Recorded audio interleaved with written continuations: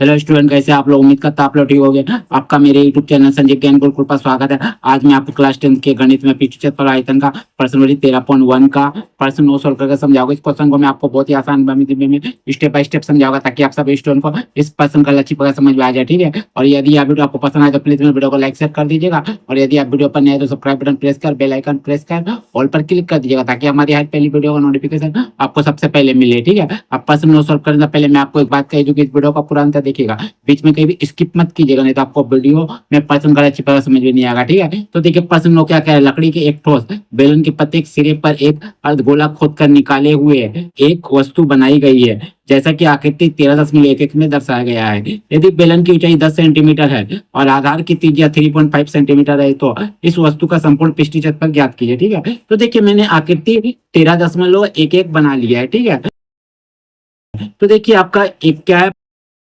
ठोस बेलन है, एक है ना ठोस बेलन है, उस पर क्या किया गया है, प्रत्येक सिरे पर एक अर्धगोला खोदकर निकाला हुआ, एक अर्धगोला खोदकर निकाला गया है और वस्तु बनाई गई है। ठीक है, वस्तु बनाया गया है। ठीक है, जैसे कि आकृति 13.11 में दर्शाया गया है। यदि बेलन की ऊंचाई 10 सेंटीमीटर है, तो देखिए यहाँ से यहाँ तक आपका बेलन है, इसकी ऊंचाई 10 सेंटीमीटर है। ठीक है, तो इसको हम लोग 10 सेंटीमीटर लिख लेते हैं। 10 सेंटीमीटर कहां से कहां तक? यहाँ से यहाँ तक। ठीक है, और बोला गया है, और आधार की त्रिज्या 3.5 सेंटीमीटर है। आधार की त्रिज्या यानी आपका इसका त्रिज्या देखिए यहाँ, यहाँ से यहाँ। ठीक है, और यहाँ से यहाँ। ठीक है, आपका कितना है? 3.5 सेंटीमीटर, 3.5 सेंटीमीटर। ठीक है, आर बराबर, ठीक है, यहाँ से यहाँ तक। ठीक है, ठीक है, और आपका जो आर है दोनों के लिए वही अर्धगोला के लिए भी है और बेलन के लिए भी है। ठीक है, और आपका बेलन की ऊंचाई 10 सेंटीमीटर है, तो आपको निकालना क्या बोला है? वस्तु का संपूर्ण पृष्ठीय क्षेत्रफल ज्ञात कीजिए। तो वस्तु का संपूर्ण पृष्ठीय क्षेत्रफल मतलब पूरा का संपूर्ण पृष्ठीय क्षेत्रफल, पूरा का संपूर्ण पृष्ठीय क्षेत्रफल कैसे निकलेगा? बेलन का संपूर्ण पृष्ठीय क्षेत्रफल में से हम लोग दो अर्धगोला का पृष्ठीय क्षेत्रफल निकाल कर जोड़ देंगे, तो हमें इस वस्तु का संपूर्ण पृष्ठीय क्षेत्रफल ज्ञात हो जाएगा। ठीक है, तो सबसे पहले जो दिया हो उसको हम लोग लिख लेते हैं। ठीक है, तो लिखते हैं हल। दिया है, दिया है बेलन की ऊंचाई, बेलन की ऊंचाई बराबर 10 सेंटीमीटर।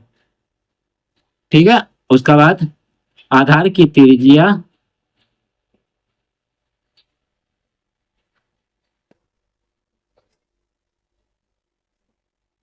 आर बराबर 3.5 सेंटीमीटर।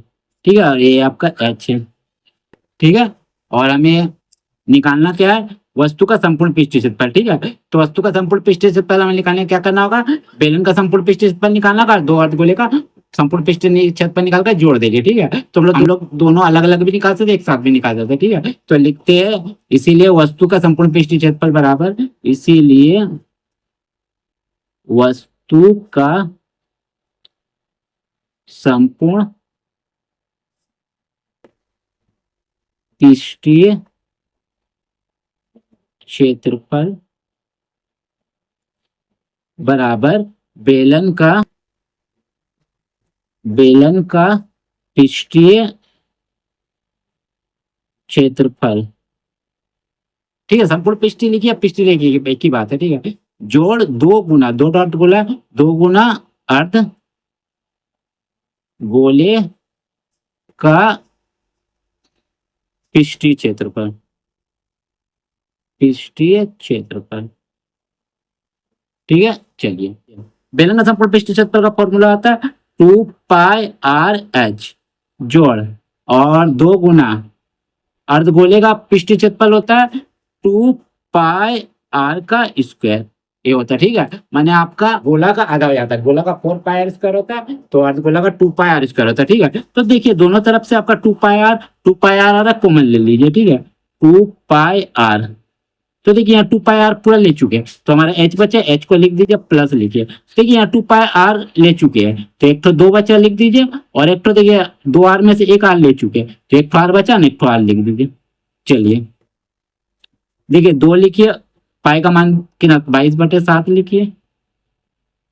h हमारा दिया हुआ देखिए 10 सेंटीमीटर बेलन का, ठीक है, लिख दिया 10 सेंटीमीटर।